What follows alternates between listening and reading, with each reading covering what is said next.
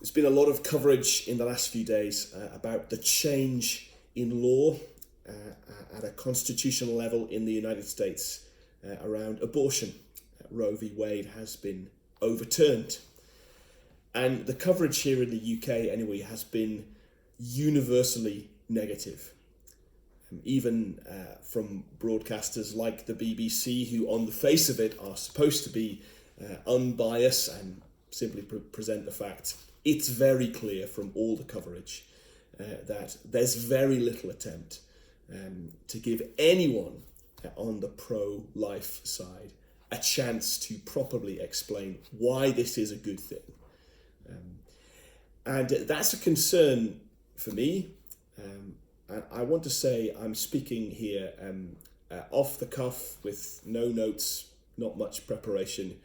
And I'm also speaking mainly to my own church family. That's where I have responsibilities. I don't pretend to speak to the world at all. But it's a concern, I think, for Christians, because when we're surrounded by a culture where the news coverage on an issue like this is so uniformly negative, I have begun to see Christians buying into the narrative that the world wants to sell us, and becoming quite shaky in the idea that life begins at conception and that every human life is precious. And I want to give some reasons why that is what we should believe. Maybe first of all, it's worth saying that this issue of abortion gets mixed up and conflated with a whole load of other things. I'm not an expert in American politics. You may or may not like the makeup of the Supreme Court. I can't say I know too much about the individuals there. You may or may not like Donald Trump, who was responsible for some of the individuals who sit on the court being on the court. I suspect that's true of most people in the UK who don't have a great deal of time for Mr. Trump, and I would have some sympathy with that as well. But really, these are all side issues. We get so easily sidetracked into side issues without ever really considering the central issue. And I want to suggest to you that when it comes to thinking about abortion, the central question, and the question that really shapes everything else about this debate, is it human life in the womb? The baby, or as some prefer, the fetus, growing inside the mother's womb, is that human life? Getting away from all the noise of politics and side issues, that's really the question. And let me tell you why. Because if the answer is yes, if the life in a mother's womb is human life, then taking that human life is always wrong. At least for a Christian, we've got to conclude that way. The Ten Commandments could not be clearer, that we shall not murder. And the taking of innocent human life that is unable to protect itself undoubtedly falls under that commandment. And so the question is that life human life? The Bible, I think, unanimously gives the answer yes. Think, for example, about those famous verses in Psalm 139. They speak of the Lord knowing us and knitting us together in our mother's womb. There's no doubt that at that point, as far as the Lord is concerned, we are real people and people that he's made. From the Bible's point of view, life begins, I think, at conception. Now, others will want to argue with that, and they'll want to draw some different line in the sand. Now, we don't have time to go through all the examples, but let me give you a few and show you the real problems there are. Some people might want to say, well, no, it's not human life at conception, but let's say after 12 weeks, we'll say it's human life. Of course, the trouble with that is it's entirely arbitrary. Why 12? Why not 11? Why not 13? Other people will want to say, well, if the baby can feel pain, and we'll do some tests, we'll try and work it out.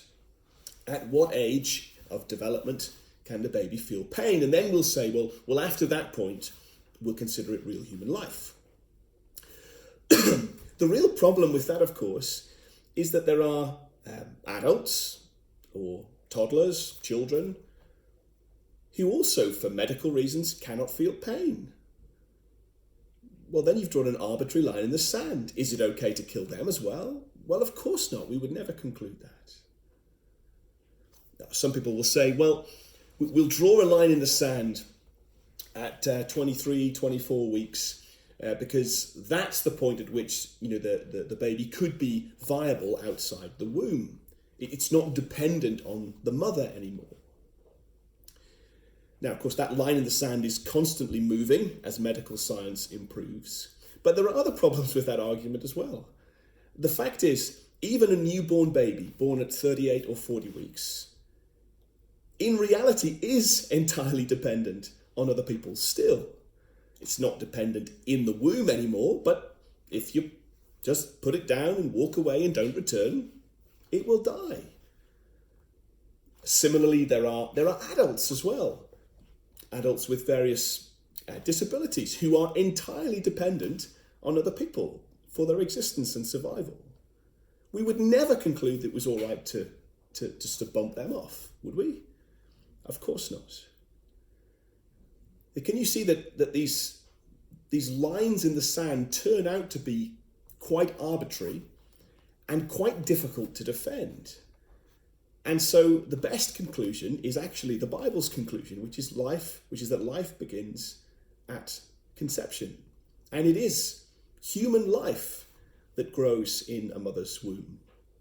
Now, you can say it's underdeveloped human life. You can say that it's human life that's yet to reach its full potential. All of that's true. And yet it is still human life. It's not some other kind of life. It is human life. Again, some will argue and say, well,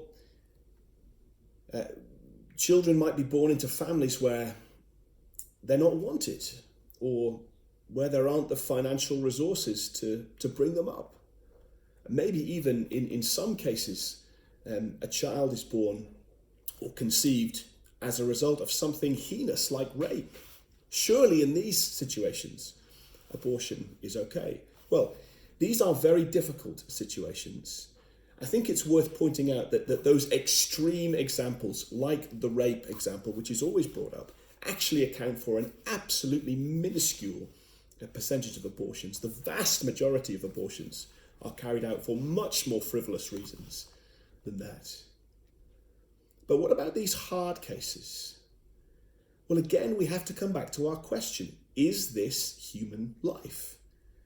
And if we conclude that it is human life, and I think we've shown that there's really no other conclusion we can draw, then even in hard cases, we have to conclude that the right thing to do is never to take innocent human life. Just again, imagine that it was not a baby in the womb, but a baby 2 or 3 days after birth. A baby 2 or 3 days after birth may well be in a family where there are financial difficulties. A baby 2 or 3 days after birth may well have been born into a family where the prospects don't look great. But at that point, would we ever consider that terminating the life of a 2 or 3 day old baby is the right thing to do? Of course we wouldn't. But if we conclude, as I think we must, that human life in the womb is human life, then again, there may be all sorts of things we want to do and should do, especially as Christians, to help, to support, to give, to do charitable work, to adopt children. There's a huge adoption crisis in the UK. I think it's true that if just 1 or 2 Christians in every Bible-believing church across the UK adopted a child, the adoption crisis would be solved. So there's all kinds of things we might want to do, perhaps should do. But if that life is human life, then as far as the Bible is concerned, and as far as Christians are concerned, the right solution can never be to take human life.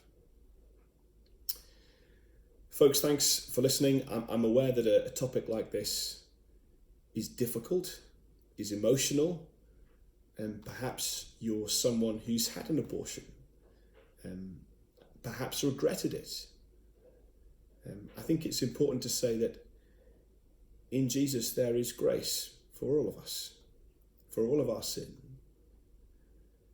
But nonetheless, that we need to hold our nerve, even when the culture all around us has a very different view, that human life begins at conception, that we are fearfully and wonderfully made by the Lord, knitted together by him in our mother's wombs. There was never a time that my human life and your human life wasn't human life. And so we must protect it at all costs. Thanks for listening. See you soon.